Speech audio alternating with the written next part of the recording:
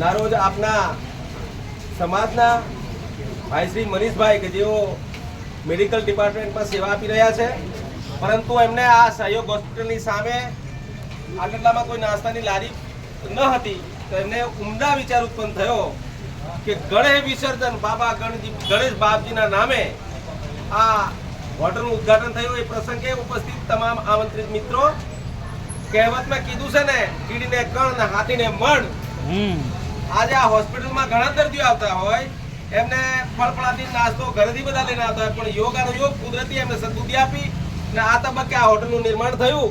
અને તમામને આ તબક્કે શુભાશીષ પાઠવું છું। ભાદરવી પૂનમના રોજ માતાજી એનું અવિરત પ્રમાણે આ હોટલ ચાલતી રહે એવી બાબા ગણેશને યાચના અને અભ્યર્થના।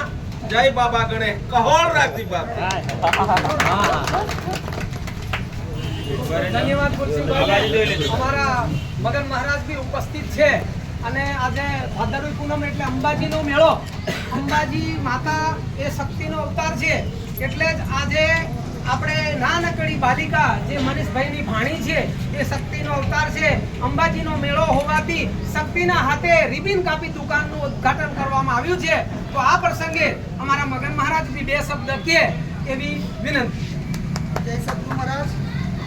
ખરેખર આપણે એમ જોવા જઈએ તો સમાજ પ્રગતિ કરતો રહ્યો છે।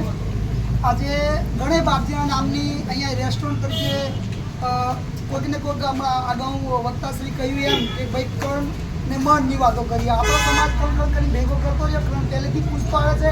આજે અન્નપૂર્ણા તરીકે એટલે જે પોતાના પેટમાં દાણા પડી એ આશયથી અમને જે મનીષભાઈએ કેટલો ઊંડો વિચાર કરીને આજે ગણેશ બાપજીનો રેસ્ટોરન્ટ આપણે પૂછતા હતા, ગણેશ બાપજી ગણેશથી કરતા હતા, પણ આપણે ભીતરમાં આજે મનીષભાઈએ જોયું, બહુ ધન્યવાદ કહીએ અમને।